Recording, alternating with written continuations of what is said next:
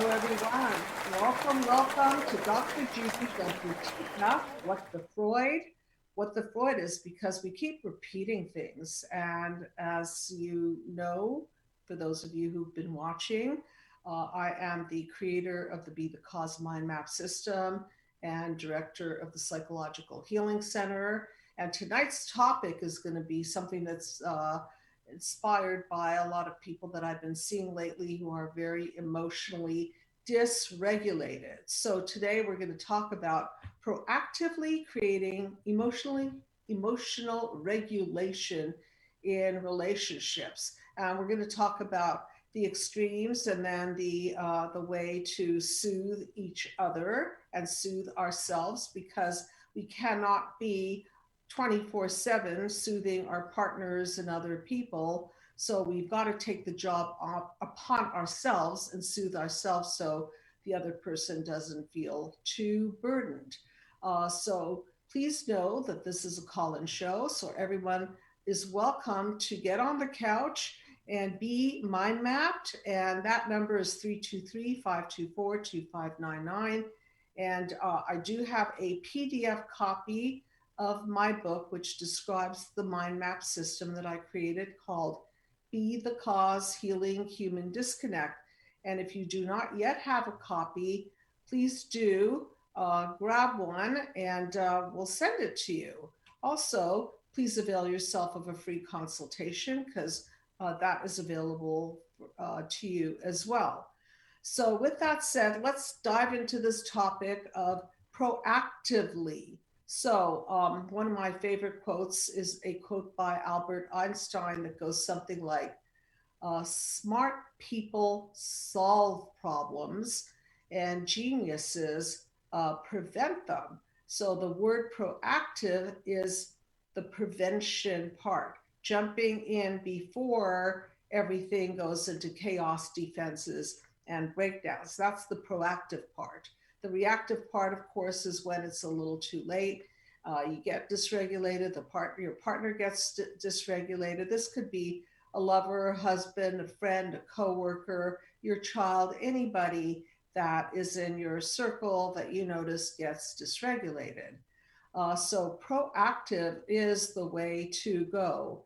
And for those of you who are not aware, I have an Instagram, Psychological Healing Center Instagram, and I have a beautiful post up there. And if you'd be so kind to put that up about emotional regulation and how when we get emotionally regulated, it is soothing and de escalating. And when we are not emotionally regulated, it is the other slide, the other one. We'll get into these tips later. Yeah, disconnection is inflammatory. Connection is deflammatory. So by disconnection, I mean human disconnect can be in the form of all kinds of abuses and neglects. And it is inflammatory. It's inflammatory to the body. It's inflammatory to the emotions. It is the opposite of emotional regulation. And connection, of course, is deflammatory because it calms you down and soothes you. You can see all my posts up there on Instagram and also on my Facebook. I have 2 Facebook pages. Check them out, please. And feel free, of course, to subscribe to my channel so that you can receive notification.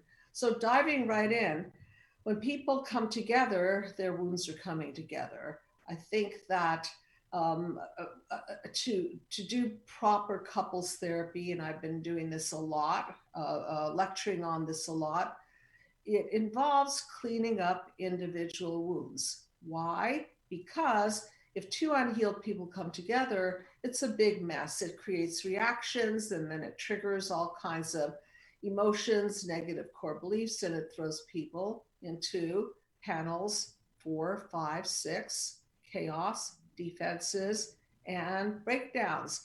And if you're not understanding my languaging, please look at the picture because picture's worth 1,000 words. I'm going to review the mind map because I do know that not everyone is familiar with my system of healing, which is based on tracing the wounds of childhood, your reactions to these wounds, how they encode. That describes your past.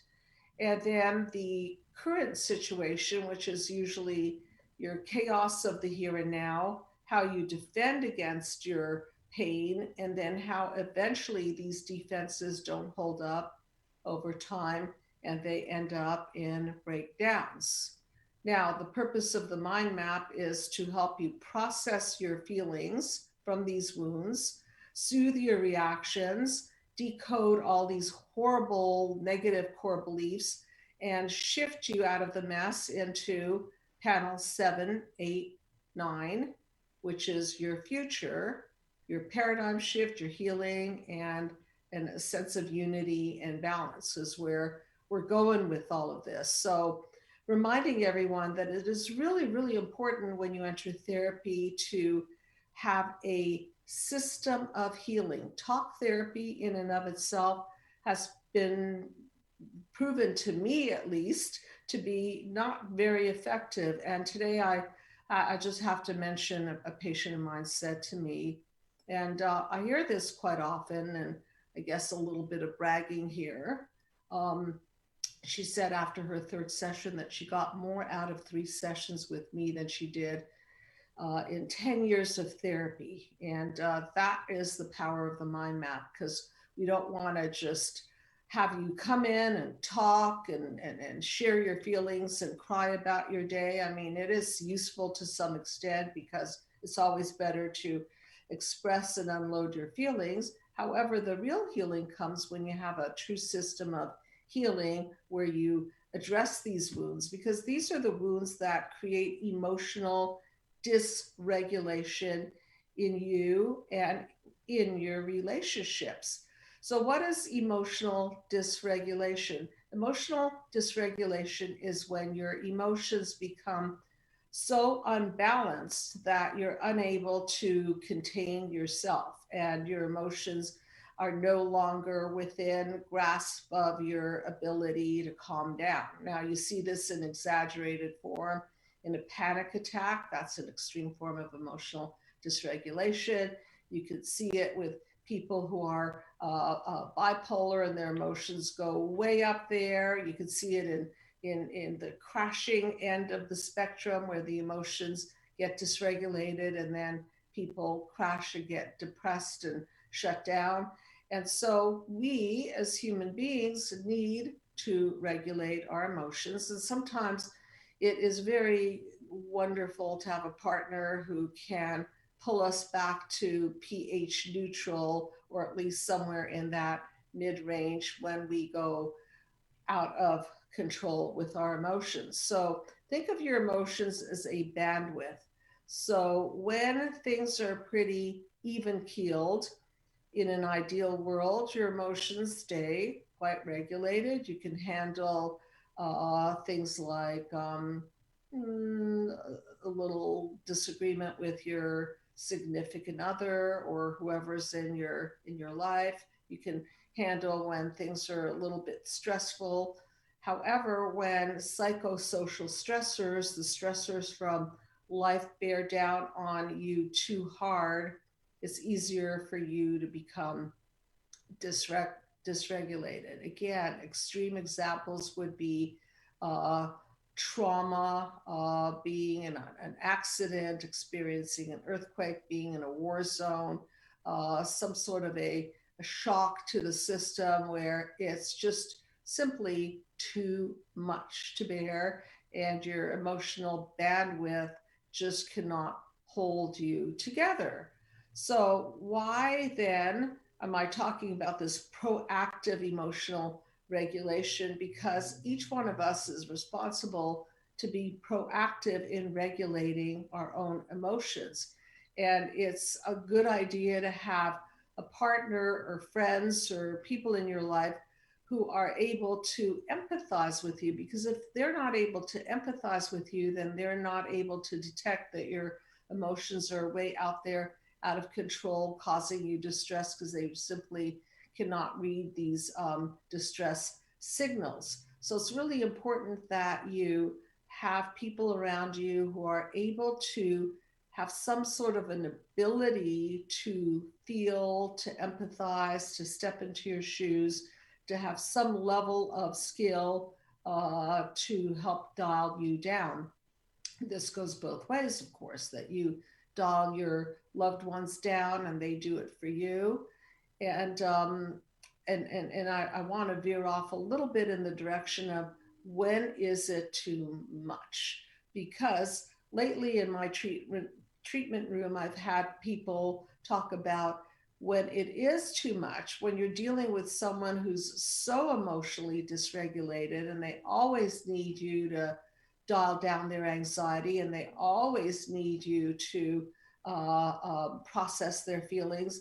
Now it's crossing the line because the other person will feel burdened. They definitely will feel burdened by all of this excess emotional dysregulation that the partner is showing up with. And then it becomes so burdensome that it creates a true human disconnect. And after a while, that partner will feel tired and put upon and so exhausted from their partner's emotions that they'll possibly start to avoid their partner, or they'll build up a resentment toward their partner, or maybe they'll crawl into their own defense mechanisms to really filter out the excess emotions and buffer them. And so it really does create more and more and more of these feelings of chaos and defenses and breakdowns when A, we're not regulating our own emotions well enough, and B, when we have partners who don't, at least in times of crisis, step in and do that for us. It's really, really an important human function. And let's trace it all the way back to what John Bowlby talks about in our infancy. What does it take to form a healthy human psyche? Well, it takes a primary caregiver, usually mother, father, grandparents, somebody that is your primary, to do that function for you. It is the primary caregiver, let's call her mother, who soothes you and regulates your emotions and makes sure that she attunes to you and attunes to your needs for being fed and properly diapered and properly stimulated and properly temperature controlled and all of those things that are so important, because when we're infants we cannot do that for ourselves, obviously. So it's an outside in model. It starts with emotional regulation from mother, father, primary caregiver, trickle down to the baby. And then as the baby grows in this secure attachment system, then the baby can start internalizing this good enough parenting, good enough regulation, and begin to self soothe. And that's where it begins. Now, if we don't get this, if you didn't get this, then chances are that you're not that good at emotional regulation. And that's what the mind map is so useful for, because it'll really trace your wounds of childhood and where this all emanated from. Because obviously, I'm going to go through the wounds of childhood so you're very clear in understanding what those are. Specifically, physical abuse, emotional abuse, neglect, sexual abuse, smothering, controlling, and of course, there's also the narcissistic abuse, which is a system gone wrong where the parents put their own feelings before their child. So there are a lot of abuses and neglects, and these abuses and neglects dysregulate the human psyche. And so that's why we're living in a world where we're imploding and we're exploding, and um, we're so dysregulated that we don't know what to do with our feelings. So we project them on other people, or we end up with a panic attack, or We self-harm by swallowing these feelings, or we try to drown them out with drugs, sex, rock and roll, and all kinds of other defense mechanisms. So truly, we have to source the pain and understand that these human disconnects, if you look at the title of the book that I wrote, it's called Be the Cause, Healing Human Disconnect. And if we prevent human disconnect by being the best of the best parents we can be, and the best that we could be is to be as healed as possible so that we don't multi generationally transmit all of these wounds to the next generation. That is the most proactive you can be, is to get healthy for yourself, for the people around you, for the next generation. And that's really, really being a genius in the proactive department. So, if you didn't get all of that in the first few years of life, then you'll find yourself imploding and exploding and projecting on others and being so emotionally dysregulated that you can't even stay in your own skin. And sometimes this means a lot of prescription medication or self medication, and having medication that's going to emotionally buffer your feelings. I'm all for people who need to dial down their emotional dysregulation. If if you feel that you need medication, I think that sometimes it can hold you in your skin. It's not my number one go to unless absolutely necessary.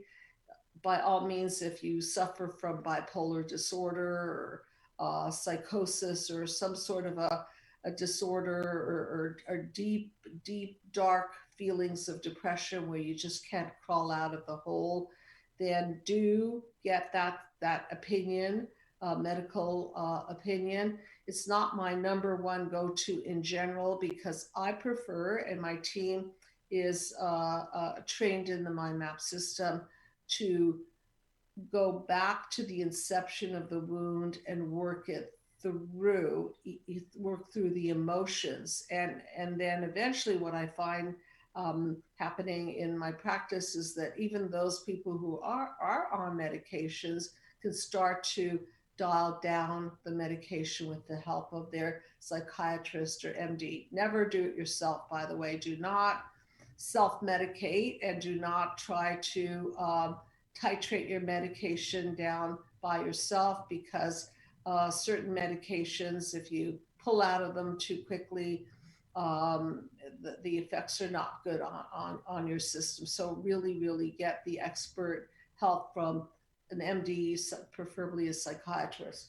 So now you get the gist about how it is important for us to have a baseline of self-soothing and self-soothing skills, so that when we go out of control, we could pull back. But not only just skills, because this is not just something that you can pull a technique out of the hat and apply. I mean, it's always good to have techniques, and I'll talk about them, and ways to manage emotions. But it's more important, in my opinion, to go back to the cause and work through the feelings that have not been addressed, feelings of of of, of well, I'll go into a little bit more about the complex PTSD, because complex PTSD are all these emotional wounds that have not been healed, and they're complex because they're old, they've been unprocessed, and they create the unconscious feelings that come out in reactions, and all kinds of symptoms that we use to defend against them. And so, if we go back to the inception of the wound, then we can address them, make them conscious, and work through them instead of leaving them in a raw format. And this is a call in show, everybody. I would love to hear from you, and specifically about what you're finding in your life that's emotionally dysregulating you. And we're also going to talk about how you can help your partner stabilize and regulate in times of crisis. And would love to hear from you, and we can mind map all of this. If you're finding that your partner constantly swings in their mood and you're not able to deal with it, remember, please, it's not fair for you to play therapist 24/7. It's just too much. Over and over, I see in my practice people coming in who have been emotionally dysregulated for for too long, and they, for example, case number XYZ, I'll call it, woman comes in and she's just been on a roller coaster ride with her emotions. Sometimes she self harms, sometimes she projects her feelings onto her partner, and sometimes people who pair up with emotionally dysregulated people try really hard to regulate them, and sometimes they're people pleasers, so they really want to please their partner by making them feel better. It's just that it's an overload of emotions.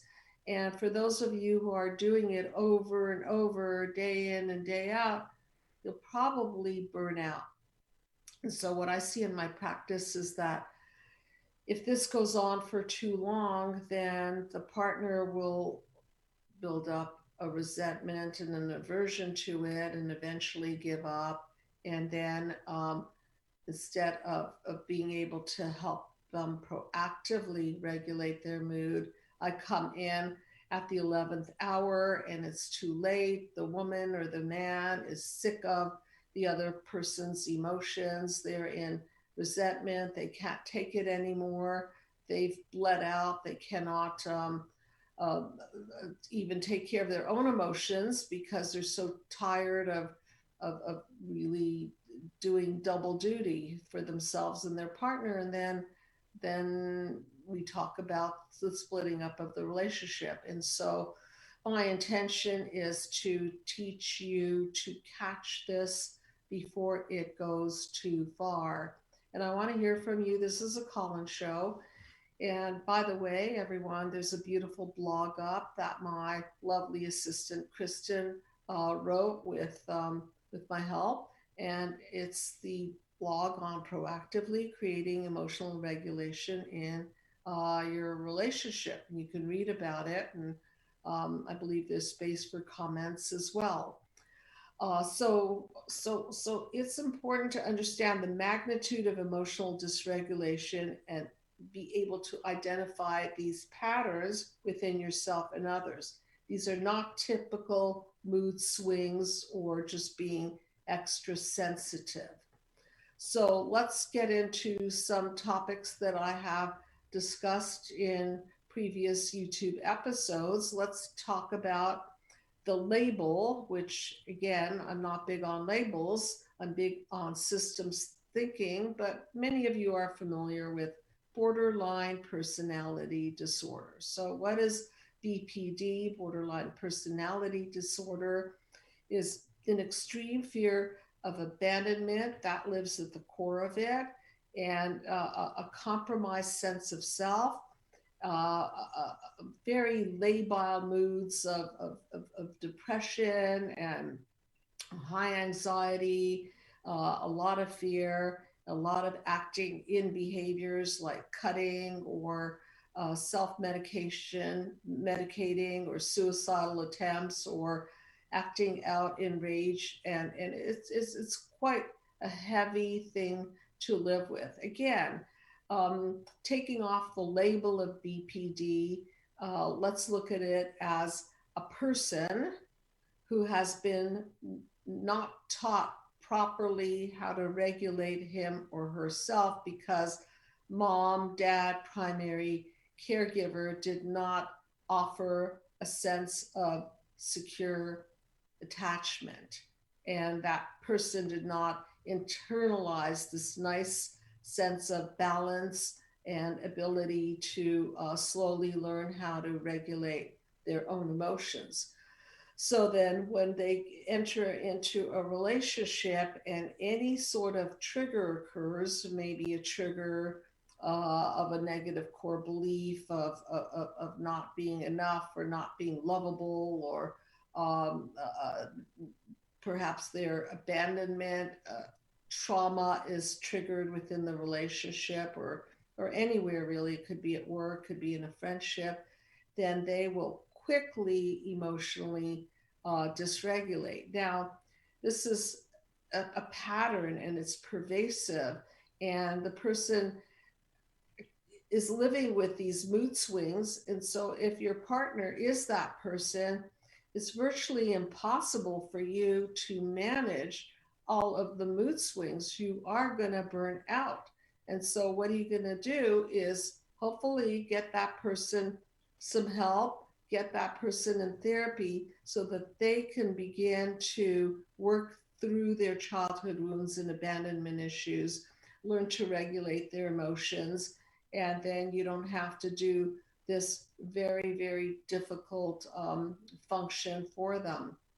And I'd really love to hear from you. Please do call in. And Tony, if there are any questions in the chat room, I'm happy to answer them. I prefer to hear your voice and to have a conversation. In the meantime, I hope that you're understanding that this self regulatory function is something that we acquire through secure attachment. We acquire the self regulatory function when we have parents who eye contact us, skin contact us, soothe us, really attune to our needs for sleep and being attended to by diapering and feeding and lowering the lights when they're too bright in our eyes, and calming us down when we need to be calmed down. And this is how this is acquired. And when we don't get that, when we're treated with physical abuse, sexual abuse, verbal abuse, emotional neglect, when we're controlled and smothered, when we have parents that have no empathy, it's really, really hard to form this secure sense of attachment and secure inner sense of self soothing. And this is where that system starts to go wrong. Then it doesn't get any better, because once we get older and life's pressures start bearing down on us, then we don't know what to do with all of that.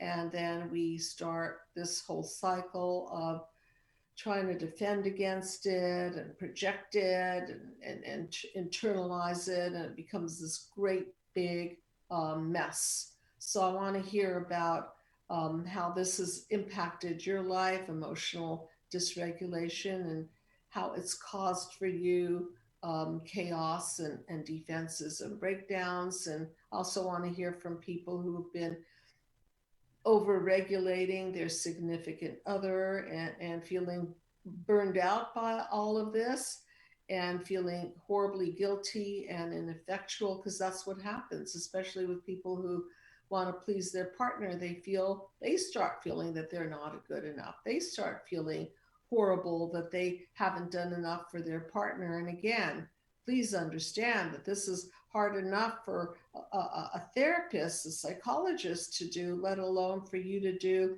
on a daily basis. It's just too much. Emotional dysregulation refers to an uncontrollable emotional reaction that lacks regulation or the ability to self soothe. Um, the reaction typically scopes far beyond a traditionally acceptable range of emotional reactions. So, this is where the bandwidth gets stretched, and then it goes too far, and then it starts to snap. And by then, it's too late to proactively start regulating. So, from a physiological point of view, this dysregulation is considered a system gone wrong because the stress hormones fail, the fight flight response and fight flight freeze and fawn response kick in, and when we're in that amygdala fight flight zone, it's really difficult to regulate anything because we're on survival mode. So let's get to what to do about this if you're in a relationship and your partner gets dysregulated. So let's take it in layers. Let's say that for the most part, your partner can regulate him or herself. It's just that a crisis has occurred and that person isn't is now unable to process all of the emotions. So here's what not to say, because I've heard everything in my treatment room. I've also heard people have horrible responses to times where I've been dysregulated. So you don't say to the person, get over it. You don't say to the person things like, I can't stand your feelings. You know, you're too much for me. This is going to make it worse because it's in essence ripping open old childhood wounds from an era in time, infancy, childhood, where mother or primary caregiver was not responsive and did not give an empathic response. And so you might just not even respond verbally. Sometimes it's all in the touch. So if you would be so kind, Tony, to put up some helpful regulation uh, tips. So you see here, self-soothing. This is your job to do. Okay, so how do you self-regulate? My favorite one is the first one, hot bath, massage. Hot tea is a great one. Aromatherapy. Um, uh, Refocus on something visually, art, movies, sound, music, nature. My best is yoga. That's how I like to dial it down and leave it on the mat. Whatever is your way, please use your way to self soothe because that's most suited to your nature. And when you do these things, you can see that you can be the cause of dialing yourself down. Now, in times of crisis, you may not think about doing all of these things. So here's how you co-regulate with your partner. So if you find that your significant other is just losing it, light touch might be something that they could respond to. Now, if they're totally dysregulated, then they may not even want to be touched. So know what your partner is going to respond to and what your partner is not going to respond to. Offering an arm, uh, offering a massage, just looking at them, some sort of an eye contact. I like the idea of just breathing with them or soothing sound of your voice or just listening to what's going on. And of course, if it's just too big for you to handle, then if you find that your partner is in crisis, then get the necessary help. You don't have to do it alone. So number one, we are responsible for self-soothing, using our own ways to dial ourselves down. And if you do that on a regular basis, it's amazing how you can be the cause of dialing down this emotional brain, that part of your brain called the amygdala. And the amygdala can be trained on a regular basis to just calm down. And if you keep repeating these hot baths and massages and hot teas and aromatherapies and and soothing yourself, then you don't have to burden another human being to do this for you. After all, we are responsible for, um, as much as humanly possible, taking care of our feelings so that we don't have to put it upon others to do so. And of course, if your partner is in a state of disconnection, a state of panic, a state of total discomfort, sure, step in. Just know where your limits are because that's important. And I'll go back for a moment to panel number 5, which is a metaphor for our defense mechanisms. And if you look at the panel 5 metaphor, you'll see all these bubbles. And I'm going to use it metaphorically as the human cell, which sometimes is permeable and sometimes is non permeable and sometimes is semi permeable. So the people who get most dysregulated are the ones that are too permeable. In other words, they don't have boundaries. So they get flooded.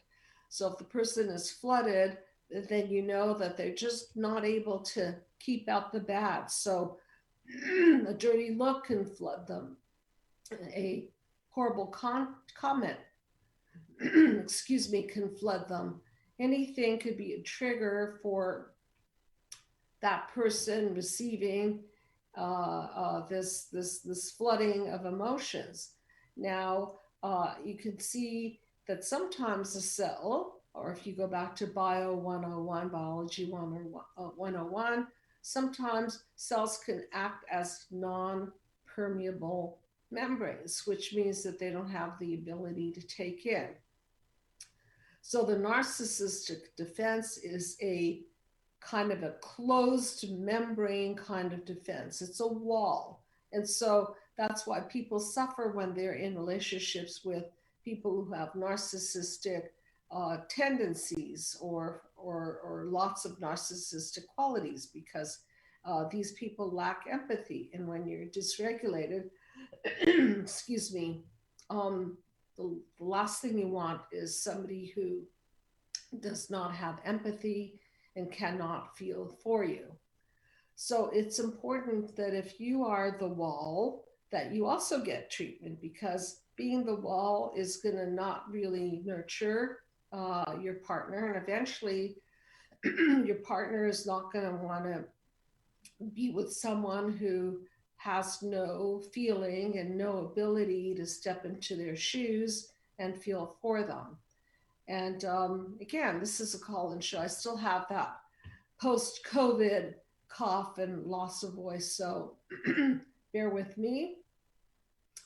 And let's do some mind mapping. So if there's anybody who wants to get on the couch, we could break this down. And remember, two ends of the spectrum: those that are all walled up and people who are too permeable.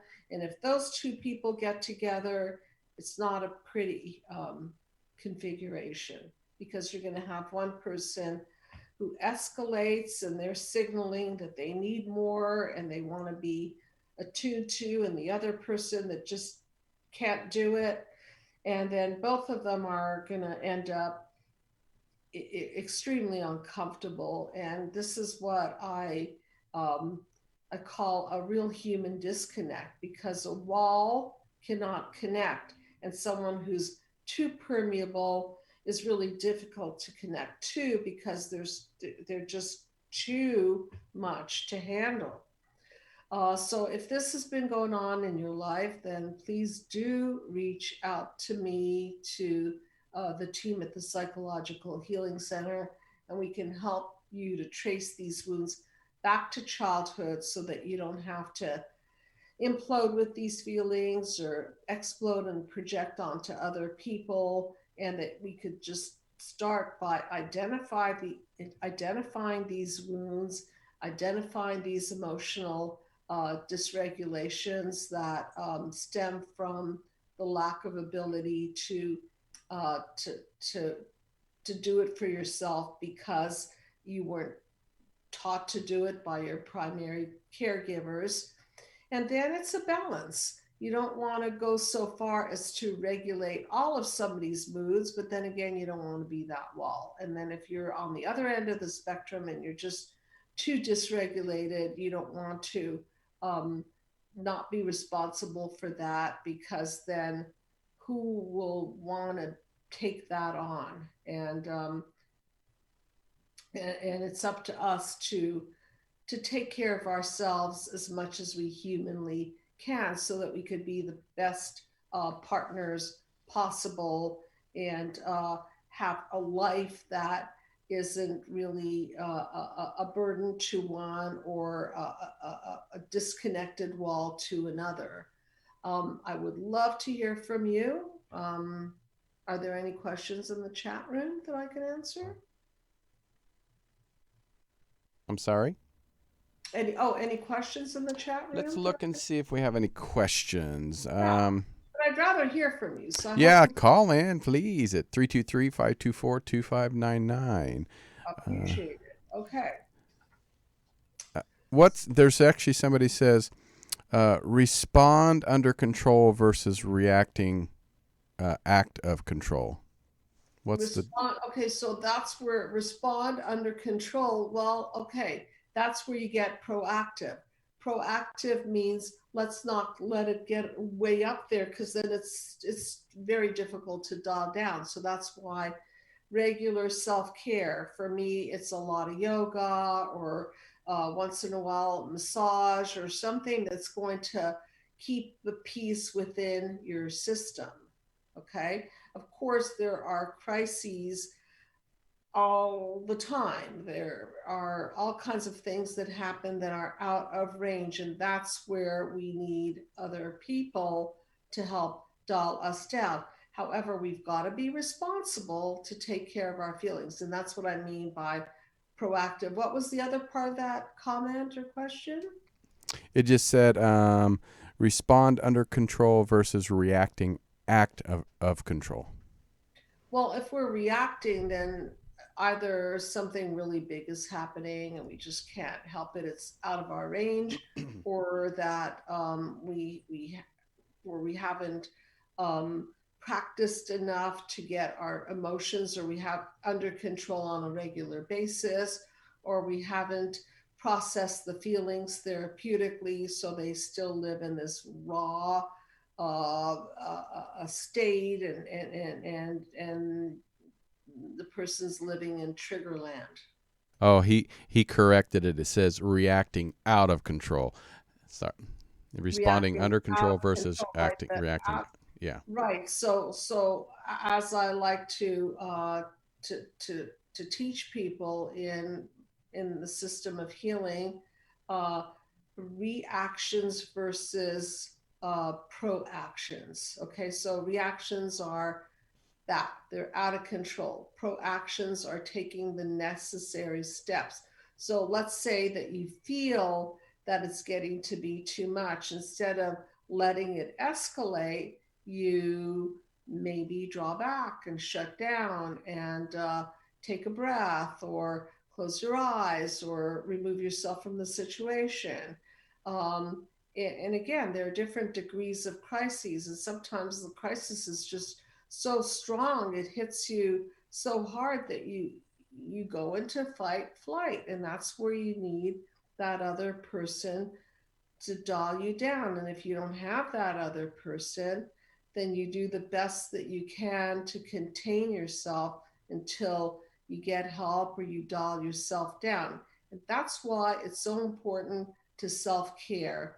And if you didn't get all of those great nurturing, attuning, and soothing um, parenting, then it's not your fault. However, what are you going to do? Stay in this uncontained place? No, of course not.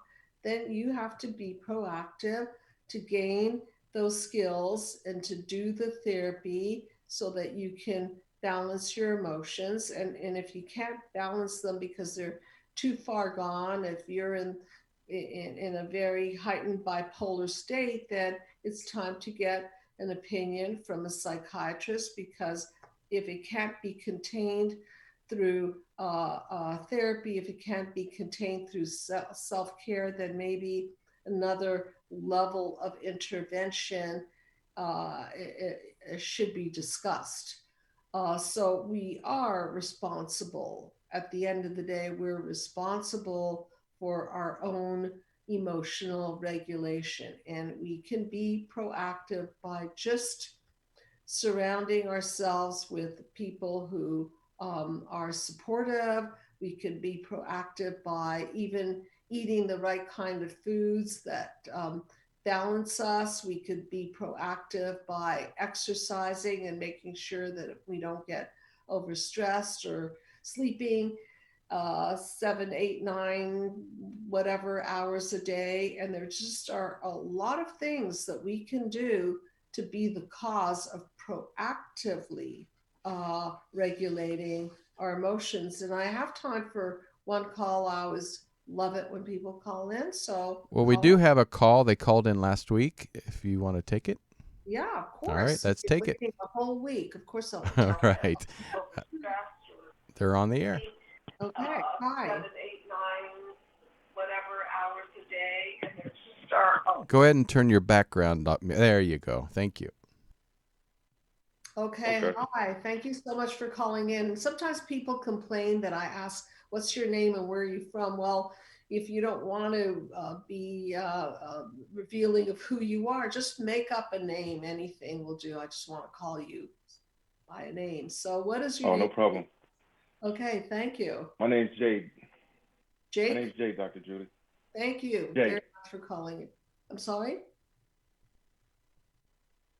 Okay, so tell me what is going on in your life that has you calling in and wanting to know more about this.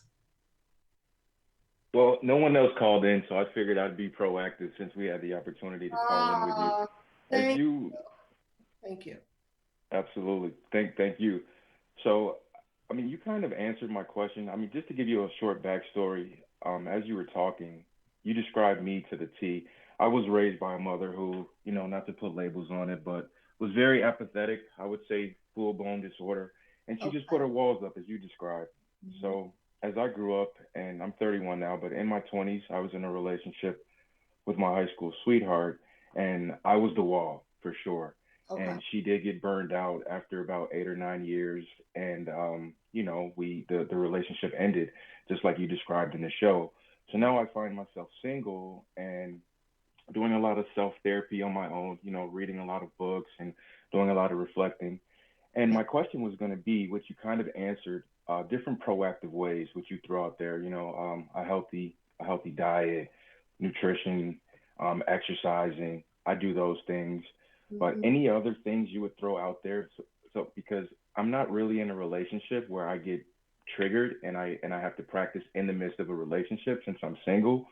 So until I get to that point, are there any other things you could add in terms of being proactive where when I am in a relationship again, where I could kind of prepare for that, to regulate my emotions myself? I do a lot of regulation. I try to breathe deeply throughout the day instead of breathing shallowly. So that way, when I'm triggered, I don't, just get out of my body and overreact kind of thing. Does that make any sense, Doc? Yeah, I mean, one that I missed in my list of things is meditation. Some people don't have the patience to do it. Other people find a specific way of meditating. I'll put that on the list. I think for you, though, it would be really great to start visualizing um, well, okay, let's go to the wall, your wall. Okay, so why do you have your wall up? Because you've been injured, right? And then when people get injured, they wall up and they kill off their emotions. And so what's the opposite of emotionally being dysregulated is just simply killing off your emotions, correct? Correct. Right? And then you won't be dysregulated if you're just sort of paralyzed or not accessing your emotions and lacking empathy. Then you got that one covered, don't you? Yes, and I would say I'm not sure if that is. I mean, I'm sure it is, and it I know that I definitely lacked empathy, and I would go into what I would call, from my studies, a little bit of a rage, right? Like you call it that narcissistic rage. Mm-hmm. Instead of regulating my own emotions, I would just explode, and make the other person draw back, kind of thing. Right. And then it's really weird too because I will court a girl, right? and I enjoy the courting process and everything's cool. And then once we start to really get close and really bond, I start to detach. You know, you talked about Bowlby, and I can relate to that a lot because it's like I'll get to that place. It's like wanting to hit the lottery, then you hit the lottery, and you're like, oh God, what do I do with this money? It's like Right. I want the love and the affection, and then Right. when I'm face to face with it, I'm like, oh God, what now? Okay, so I'm big on pets. I have a dog. I've always had dogs are my choice of pet. And I don't know if you have a dog or cat or any kind of animal, they'll teach you a lot about empathy. They'll teach you a lot about safely opening your heart. So, for those of you who are not in a relationship and you want to be in a safe space, I recommend animals.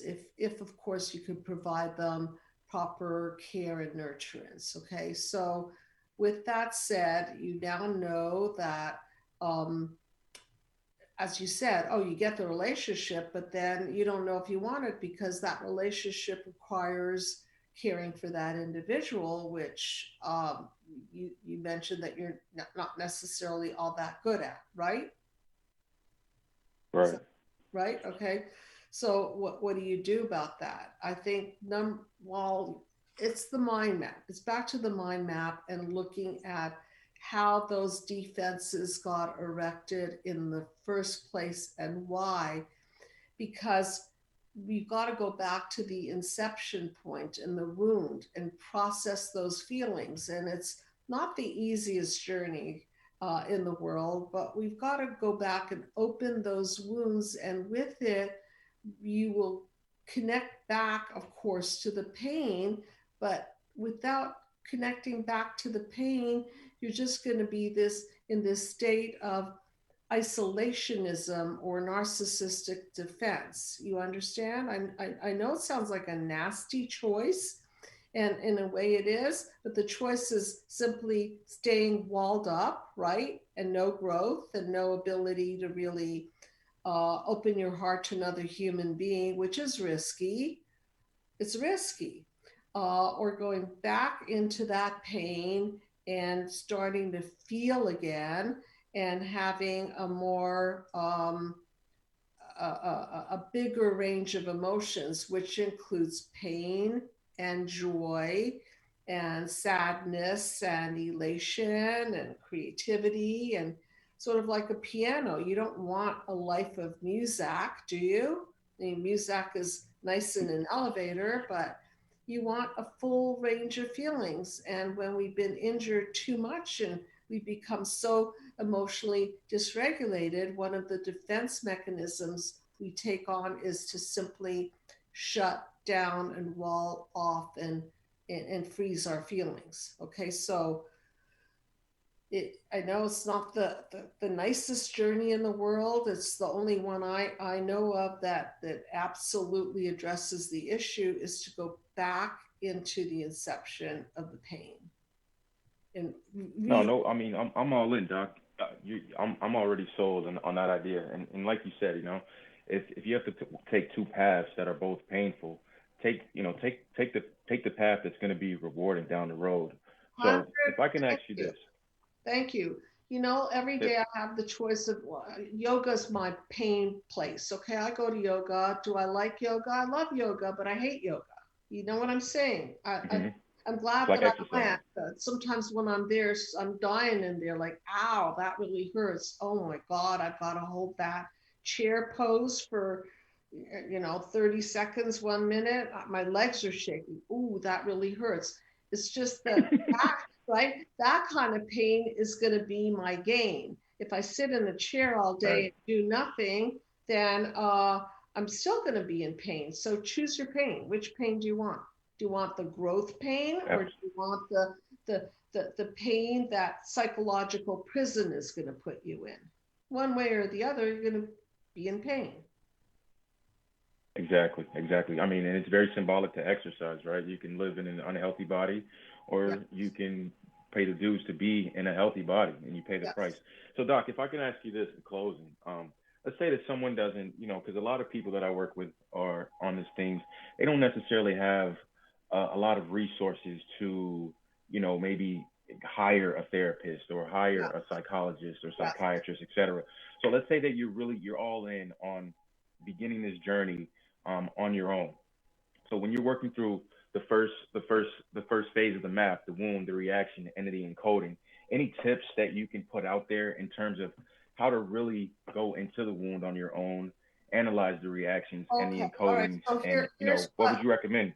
Okay. So number one, the mind map video series, and if you can't afford any kind of therapy, I think this is the least expensive way to go. Is to buy this for $195 and then either get a therapist that's a sliding scale or low fee or no fee person to help process your feelings about it. Or why don't you flood me with a bunch of calls and I'll create a psychoeducational course where 10, 20, 30 people can jump in and pay a lot less money, and I'll conduct the course myself, or one of my staff members can conduct the course, and then we'll figure out how to process these individual feelings. So I'm totally up for that. I've been thinking about some kind of a webinar. Obviously, there would have to be a group of you who want to do this. And I really think that if we have power in numbers, and that if we can uh, be on this webinar, then it would be very cost effective and powerful for everyone. So that's a way to go. Okay. I invite you to do Okay, that. so now let's take it to another level, which I totally agree with you on that. Let's say that a person is um they're stuck in the house, they're on home confinement, they have no internet access, all they have is the Be the Cause book, a physical book. What would you recommend to them in terms of maximizing going into that wound, the reactions and the encodings on their own? They're 100% in on, changing their lives and getting to the bottom of it. Okay, so the book is going to give you a lot of philosophy and psychological knowledge. Then maybe if that's all you have is the book, okay, and the PDF is free, then what I would recommend is get a few people together that you know and trust and start forming a circle of discussion around the concepts that I teach. Okay, beautiful. Free, free. Okay, it's not going to be the same, obviously, as a therapist. And if you have a sliding scale, there, if you absolutely can't afford anything, then go to a free clinic and just tell them that you're learning something and it's bringing up feelings, and you want to see somebody to help you process the feelings. And that's about as low fee as I can think of. Can you think of anything else? Absolutely. No, that was plenty. That was plenty. That was plenty. I mean, and it's funny, right? You can know something, but if you don't do it, you really don't know it. So, yeah, I mean, that's what I imagine you would have said. So again, I was just listening in. The show is going great, and I could tell you wanted someone to call in. So You're instead of so letting the sweet. clock I keep did ticking, I want just picked something. up the phone. And you were the same person who called last week, yes? You caught that, Doc? I did. I did. I remember your voice, and that's so sweet of you.